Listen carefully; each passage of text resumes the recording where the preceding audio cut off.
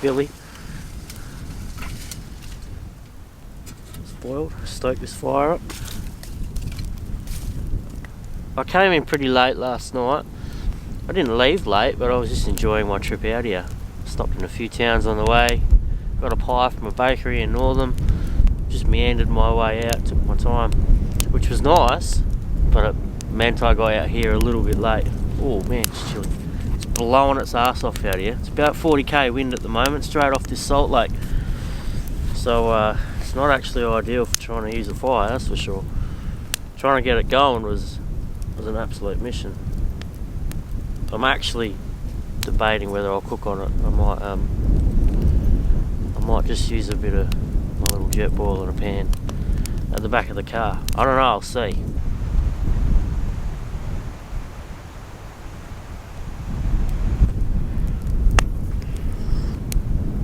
Oh, that's good. Tell you what, it's going to be cold in 5 seconds out in this wind. Now there's a little homestead out here, not far out of Nungaran. It's not far from this area out here. I want to go and check that out. I think there's a settlement from, I'll talk about it more when I see it, but yeah, an early settlement, nice little homestead, still standing now. So it opens up through the day, you can wander in and have a look. So I'm keen to go and check that out. It's basically my only plan today. That, finding somewhere else to camp, because I am definitely not staying here with this wind. And it's hanging around all day from what I believe. So I'm certainly moving on.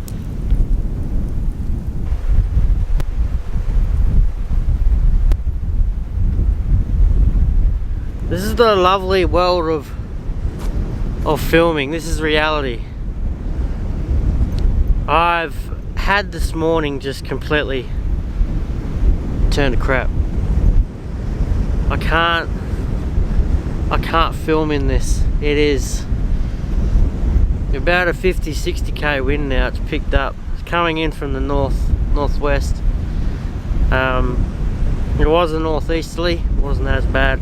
It swung, it's turned into a northwesterly, and it's just howling. It's ruined the entire morning. I can't film breakfast. I can't have a fire going in this. It's irresponsible. To have a fire going in this kind of wind is just, I can't turn that way. The wind will blow in the speaker. Yeah, it's irresponsible. It's dangerous. I'm defeated. I've already packed up. I nearly lost the awning. Trying to pack that up on my own. It just turned into a windsail once I unstrapped it. So that was a mission. Yeah, this is what happens. This is reality. So I thought I'd show this. There was a heap that I wanted to film around this area. Nah, I'm calling it. I've done a four and a bit hour drive. I was aware of the wind, but I made the call anyway. I needed a video. I wanted a video. I wanted to come out and camp. So I made the call. I ran the gauntlet. Sometimes you pay for it, and I have. Yeah, I have. I've got to call it. I got to run. I can't film. I got to bail. And that's sometimes how it goes. And I'm not going to not put this video up. I'm not going to hide it. Yeah, it's turned to shit. It is what it is.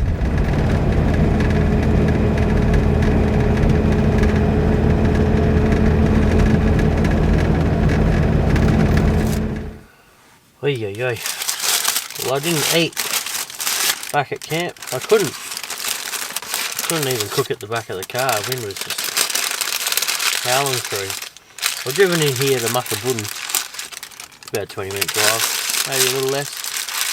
I've got a little cafe here in town.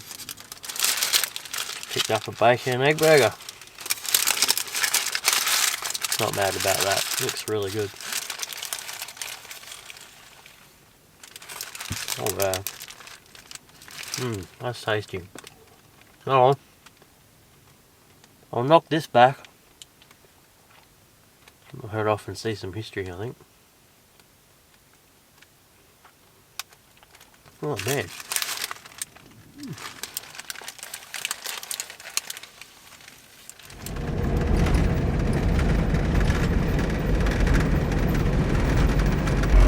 So this is Mangawine Homestead, and I'm looking forward to this. Check out some history.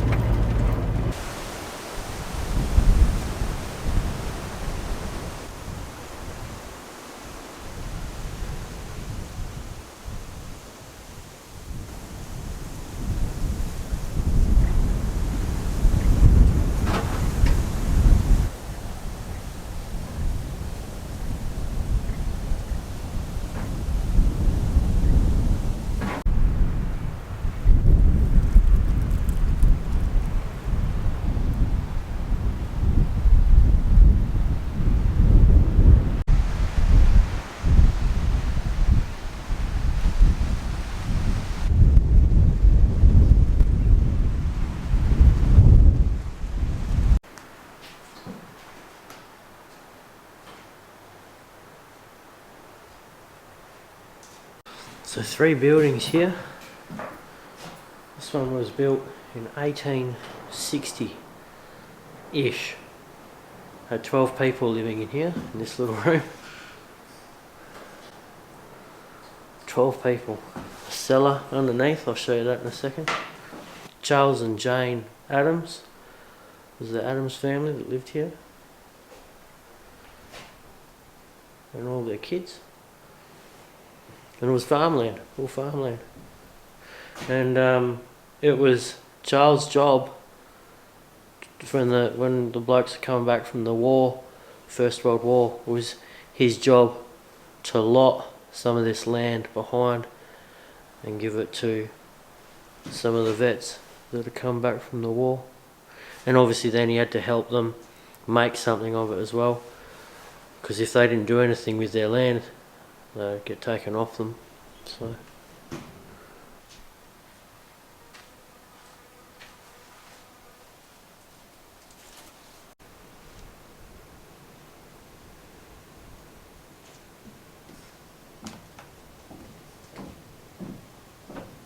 I'm just down here in the cellar. They would do a run into 2J, horse and cart, take them 7 days. And they would get everything they'd need to sustain them, be stored down here, last them 12 months. Incredible.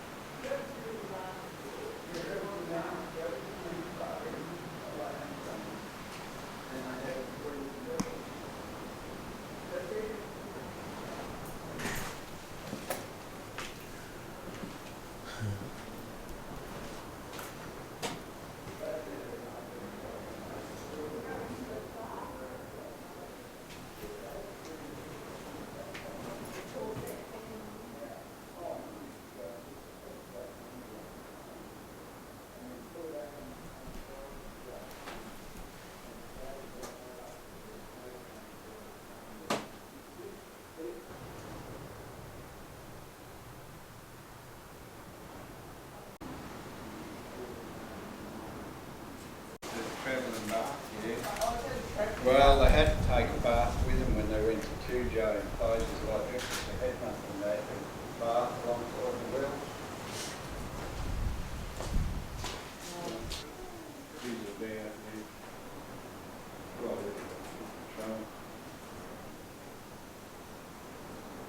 looks a lot like even the homestead.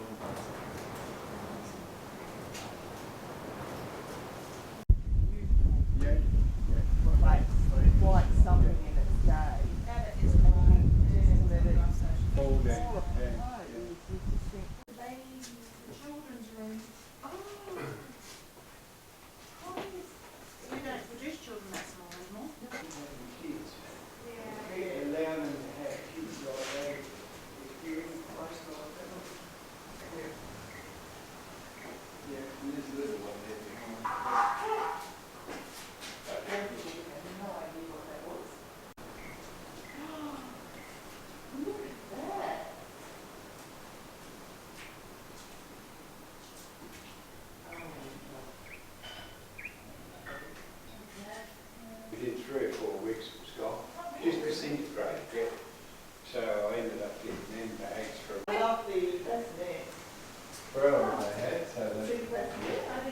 This largest dwelling that I'm in, this was built in 1870. So they came here, he took his land. Actually, a bit of a backstory. Charles is a convict sent out from Scotland. Came out as a convict. They sent him to Port Gregory, up there, Port Gregory. And he helped build the prison up there. Then he got his ticket, he was allowed to leave. He came down here and he picked up a contract putting wells in around this area. Had his wife, Jane. They came out here, decided to stay in this area. There's plenty of water out here, get some work. So they built that very first dwelling that I was in, that small one. There was 12 of them in there. That was 1860. And then he's come through and they've built this. Took about 5 years to build this bigger building that they've got with 3 rooms on each corner. This kitchen, dining, this dining sort of living space in here.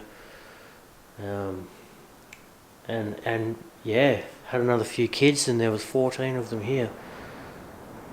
Charles and Jane and 12 kids.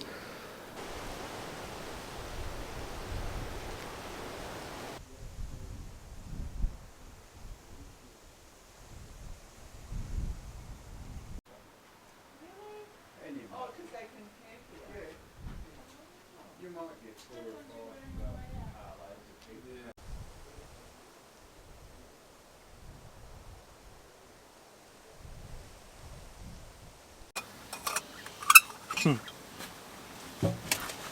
Got a dry throat from all that gas bagging with the caretaker.